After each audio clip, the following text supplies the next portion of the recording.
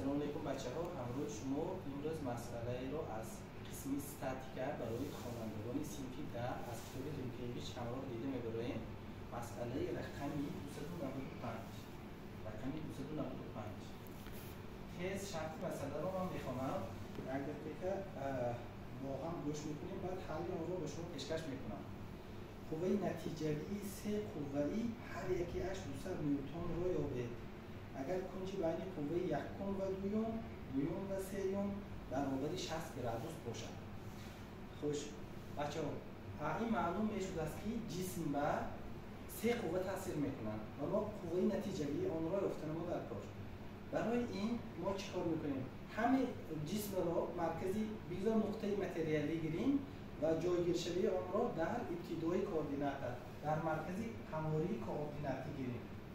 مثلا ما داریم همواری کوردیناتی، جسم ما بگذار در این نقطه در مرکزی همواری کوردیناتی قرار یافته باشد. بگذار سمت قوه یکم را F1 را به سمت تیری AX تیری ابسیس هم سمت گیریم. این قوه F1 باشد. ما با F1 و برابر است به F2 و F3 یعنی البته قیمت مطلق هر یک این قوه ها و 200 نیوتن برابر است.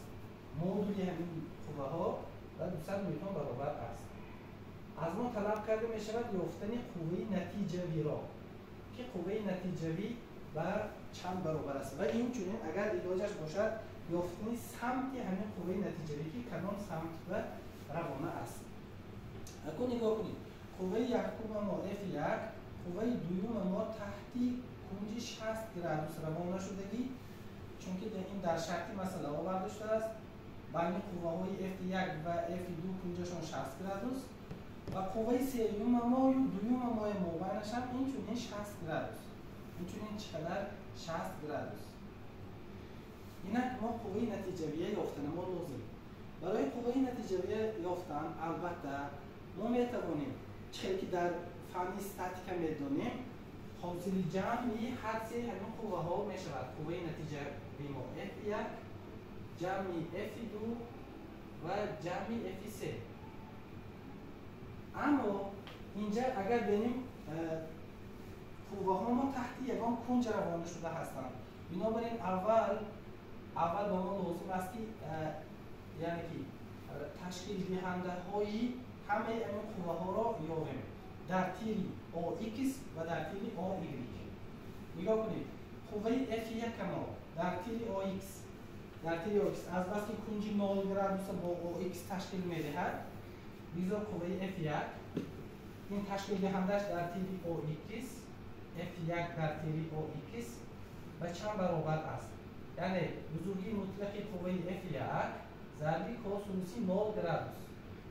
خب این میشود 200 ضربی 1 برابر باز 200 نیوتن. این خودش منطقی همین چیز است، چون که همسان با تیر AX. پرایکسی همین قوه F1 در تیر AY خودش معلوم است که به 0 برابر است. یا که دیگر خیلی هم میتونیم F1 در تیر Y برابری قیمت مطلقی همین قوه ضربی سینوسی 0 گرادوس. این برابری 200 ضربی 0 برابری 200 نیوتن. یعنی که در تیر AY و 0 برابر است. 0 نیوتن. اکنون قوه F2 را دیده می‌بریم تشکیل دهنده را در تیر AX می‌بینیم و در تیر AY می‌بینیم. نگاه کنید، قوه F2 ما در تیر AX من با این چیز برابر است تشکیل دهندش F2X. F2X چی برابر است؟ از بس که این کنج بین قوه F1 و F2 60 گرادوس در شرطی مسئله داده شدگی بود، F2X ما نسبت یعنی کاتتی به کنج چسبیده به هیپوتنوزه، یعنی که این به قوه F2 ضربی کوسینوسی 60 گرادوس برابر است. F2 ما 200 نیوتن ضربی 1 تقسیم 2 کوسینوسی 60 گرادوس. این برابری 100 نیوتن. خب عیناً همین طور F2 را در تیر AY می‌بینیم. در تیر AY برای این چیز برابر است. شما میتونید الان این کنجا گیرید، این کنجا، یا میتونید فرقش نه از یعنی که از بین F2 و F2 در تیر ایگری که گرفت. بهترش این قوه را گرفت، این کنج را گرفتم، چون که ما میدانیم که این کنج راست است. اگر 60 ترک کرده پرتویم 30 گرادوس می شود.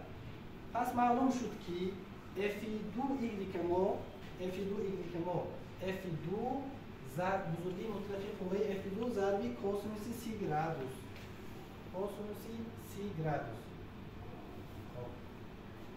کوسینوس 30 گرادوس ما ریشه 3 تقسیم 2 برابر 200 ضرب ریشه 3 تقسیم 2. از اینجا معلوم می شود که 100 ریشه 3. عیناً همین طور قوه F3 رو می‌بینیم بچه‌ها. اگر نگاه کنیم F3 ما در قسم منفی در چارگی دوم تیر OX قرار دارد. این قوه F3 پرویکسیاش در تیر OX. نگاه کنید. از بس بین قوه دوم و قوه سوم 60 گرادوس بود. من اینجا 30 گرادوس، اینجا هم 30 گرادوس. این قسم باقی مانده شم البته چند میشه؟ 60 گرادوس. از اینجا یافتن ممکن.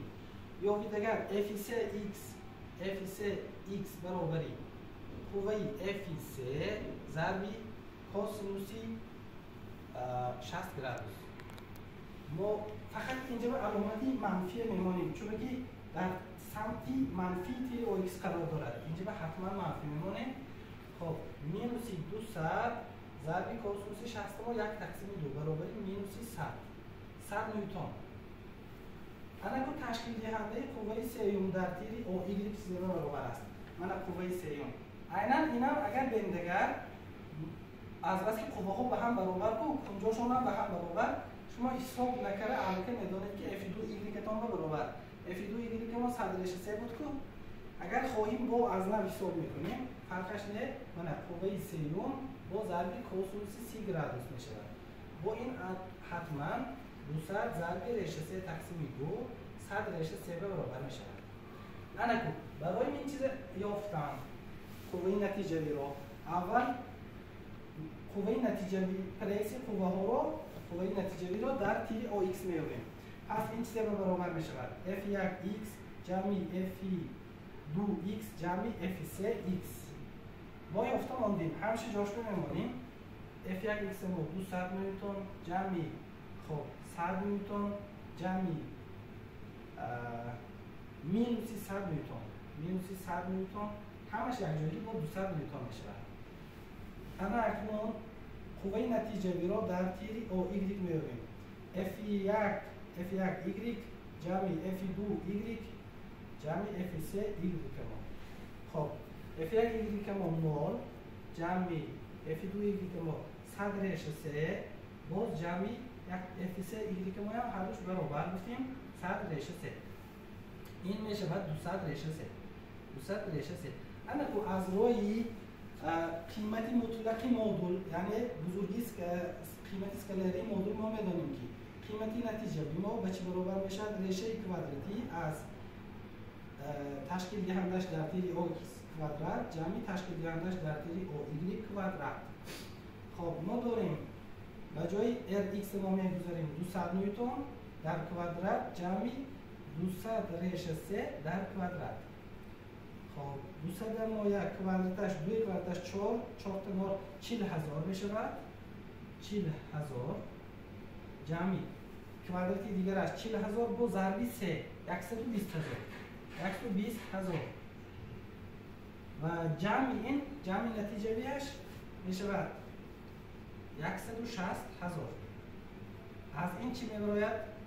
از ریشه کوادراتی ببریم 400 نیوتن. پس معلوم شد که قوه نتیجه چقدر بوده است؟ 400 نیوتن بوده است. برای آنکه نگاه کنید من حاصل جمع هر سه قوه کدام سمت بروانه نسبت به تیر OX کدام سمت میگیرد، این سوال به جواب دادن دو راهی حل هست. یکم اگر ما ببینیم مودول قوه ها به هم برابر و قوه F2 در بین قوه های F1 و F3 قرار دارد که حتما ما گفته میتونیم که قوه نتیجه من این سمت روانه است. لیکن با این چیز اثبات میکنیم. برای اثباتش ما این فرمول استفاده میبریم. کنج بینی قوه نتیجه ما من این R ما من این قوه نتیجه کو هم با نسبت به تیر OX. برای این ارک تانجنسی r x arctangency r y تقسیم r x این چیزی میابیم. خب arctangency r y ما 200 ریشه 3 r x ما 200 اگر نسبت گیریم ریشه 3 میشه. arctangency ریشه 3 ما 60 گرادس برابر است. پس معلوم شد که قوه نتیجوی از تیر او ایکس تحت کنج 60 گرادس روانه شدگی که این همسمت است یا که هم جایه می شود با قوه چیزه F2. فقط مودولان از قوه F2 کلان است. چون که قوه F2 ما 200 نیوتن، قوه نتیجوی ما چند نیوتن شد؟ 400 نیوتن شد. تمام به همین مسئله شرح دادم من به حلش اهمیت میدهیم. اهمیت داده دیگر مسئله ها رو مانند همین مسئله حل بکنیم. یک بار دیگر خیر.